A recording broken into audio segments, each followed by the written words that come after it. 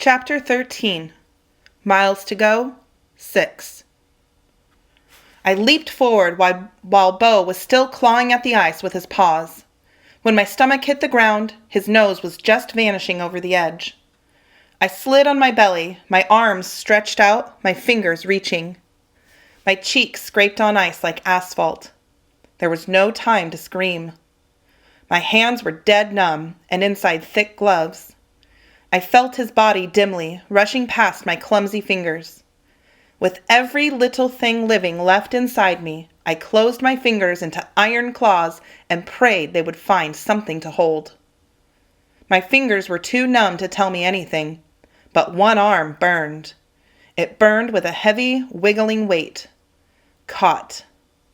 I lifted my cheek from the ice. The burning arm was lost over the edge, up to the shoulder.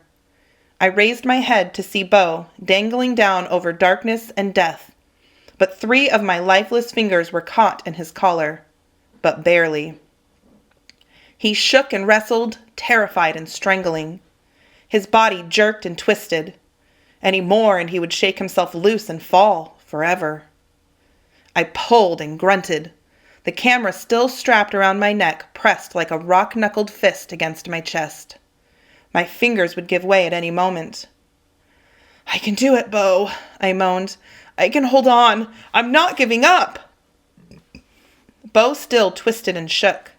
"I'm strong enough." I started to pull him up, inch by tortured inch. My arm muscles screamed. A gust of wind bowled into me like a charging bull. My 3 fingers, weak and numb, gave out. "No!" I screamed as Bo slipped from my grasp. He plunged down into the killing darkness of the crevasse. For a moment our eyes locked. I looked into Bo's eyes, one brown and one green. His face plummeted down away from me. Time stopped. Bo hung frozen, motionless, my empty hands still stretched toward him. All the world stopped moving. I was trapped in the moment that I lost my dog forever. Then I took a breath and let it out. Bo still hung there in midair, looking up at me. A bluster of wind blew a swirl of snow down into the crevasse, and Bo remained, frozen above the endless blackness. Time wasn't standing still, only Bo was. I blinked and squinted into the shadows. Bo was stuck. The walls of the crevasse narrowed down to a thin gap, a few feet from the top, and then widened out again below. Bo was squeezed between the sides. My heart froze.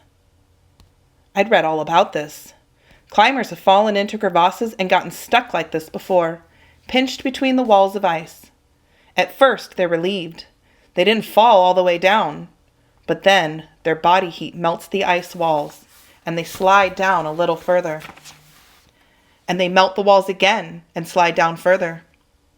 As the crack gets skinnier and skinnier and they keep sliding down, the ice begins to squeeze them, to crush them.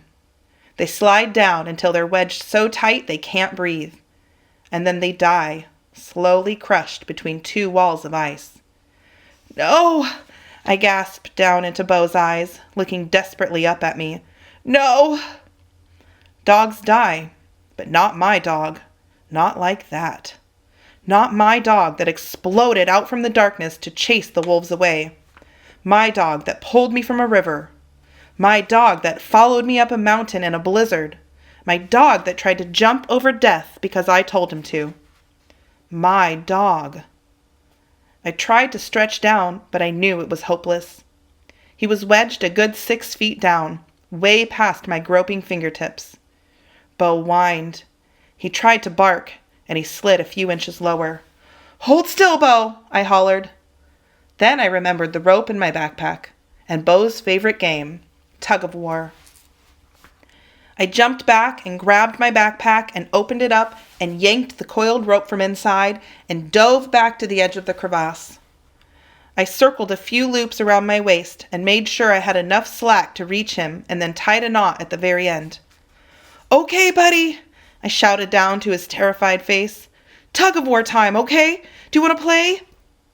Bo whined back and slid a couple more terrible inches away. I dug my knees into the crusty snow as best I could and threw the end of the rope down the crevasse. It dangled in front of Bo's face. He didn't grab it. I shook it in front of his nose and he jerked his head to keep it away. "No, Bo, grab it! Tug of war!" My voice was high and panicked. It sounded strange to my ears, like I was hearing some other kids screaming. Bo's eyes dropped even farther into the crack. My muscles shook and my belly tossed and surged. Hot tears sprang into my eyes. "Now, Bo!" I shrieked. "Grab it, boy! Grab the rope, please!" The rope bounced in front of his nose. Bo snapped it with his jaws and grabbed it. I felt his weight jerk around my waist. "Yes! Good boy! Good boy! Hold on!" I started to pull. He wouldn't budge at first, but there was no way I was giving up. I heaved back, and he slid loose from the ice's deathly grip. Hand over hand, I hauled him up, my arms and back stinging, but not slowing for a second. Bo's teeth were locked onto the rope, and I prayed he wouldn't lose his grip or let go. When he was almost to the top, a mere foot from the rim, I pulled myself up to my feet in one final lift and fell backward. Bo's head and front legs pulled up over the ice. Lying on my back, I could see him between my feet, scrambling on the ice with his front paws. I yanked the rope with all I had left in my arms, and Bo, still clenching the rope between his teeth, popped up out of the crevasse and onto my chest. I lay on my back, gasping great empty breaths to the sky. Bo shook himself and whined and clambered on top of me. His weight pressed what little air I had out of my lungs, but I didn't push him off. I wrapped my arms tightly around my dog and hugged him and closed my eyes. "I almost lost you there, buddy," I wheezed into his fur. I felt his tail slapping against me. "I'm sorry." I said the words, and there were hard tears in my throat. "I'm so sorry." Once I said the words, there was no stopping, and I buried my face in my dog's icy coat and I cried, big breaking sobs that shook us both. I tried to breathe between sobs, but the air was so thin I couldn't get much. So I panted and cried, choking on my tears. I was sorry for so much. Finally, I sniffed and shivered and slid Bo off of me. I rolled over and pulled myself up to my knees. I wiped the tears from my eyes and my sleeve so they wouldn't freeze to ice on my skin. The howling darkness was huge around me, like the shadow of a giant's foot held just over my head. I knelt in the blackness of the ice and looked uphill, squinting against the flying ice. And then it happened.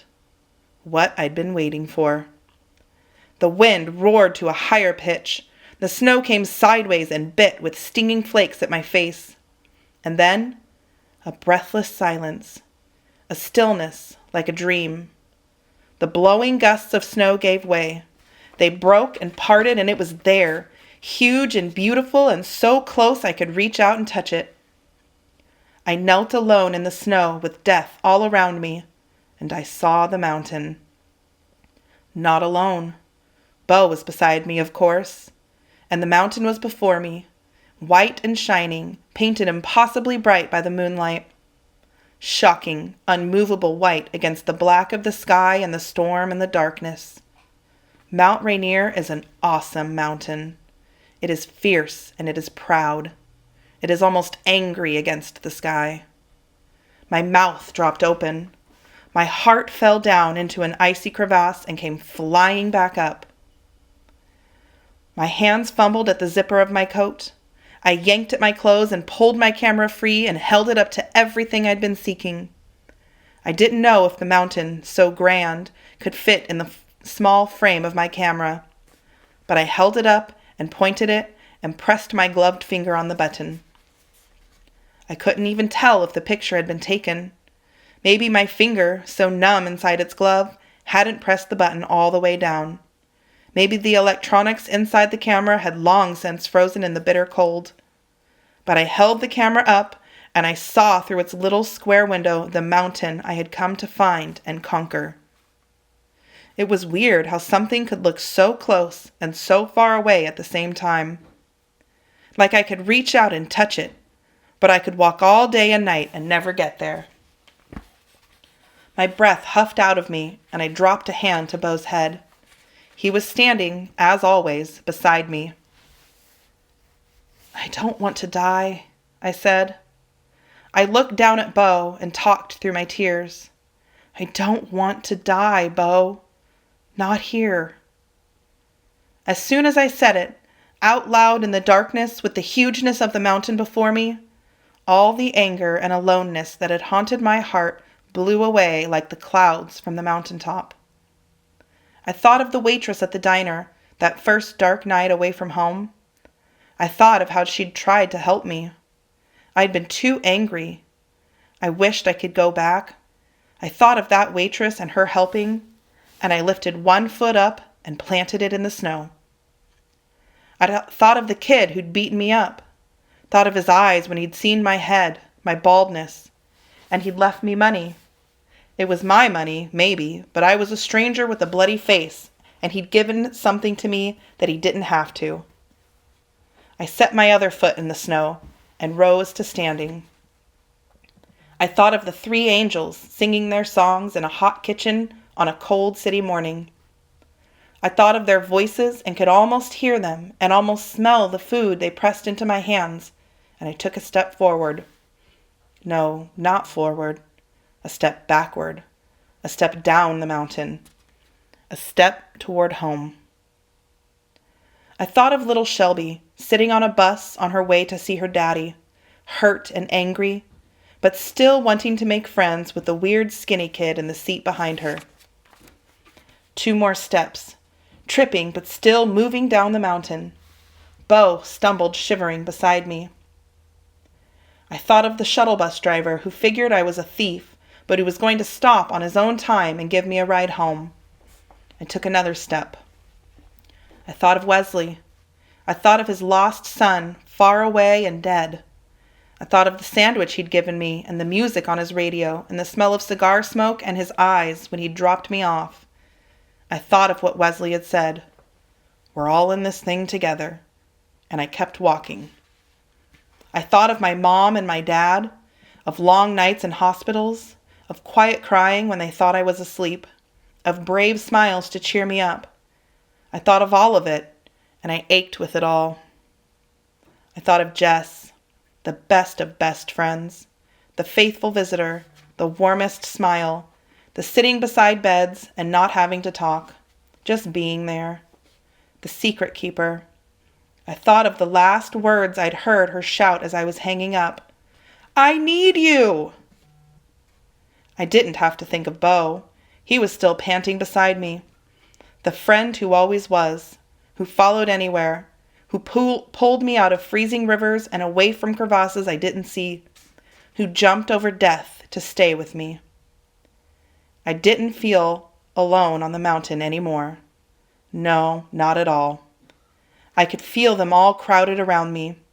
I had thought I could do it alone, but I couldn't, and I didn't want to. There's no such thing as alone. That's the truth. I was breathing as hard as I could, big, open-mouthed breaths like a fish in the bottom of a boat. My lungs still felt empty. There was not enough air to hold me up, but I kept going. I trudged downhill alongside the crevasse. There was no way I was going to make Beau jump that again. I'd head down the crevasse until it ended, then go around it. Downhill was the important part. I wasn't cold anymore. The wind still pushed and pulled at me with slapping hands, and it still wormed up my sleeves and down my neck. Snow still stung my face. My feet and hands and nose were still numb, but I wasn't cold, and I wasn't angry. Not even a little bit. Here's what I get. Everything. Taking my weak little steps through the snow down the mountain, I got it all. I thought of all my sickness, all my anger, all my fear. All that was just the darkness, just the storm. I got lost in it. But there's always the other side of the storm, and the people who get you there. All the world's a storm, I guess, and we all get lost sometimes.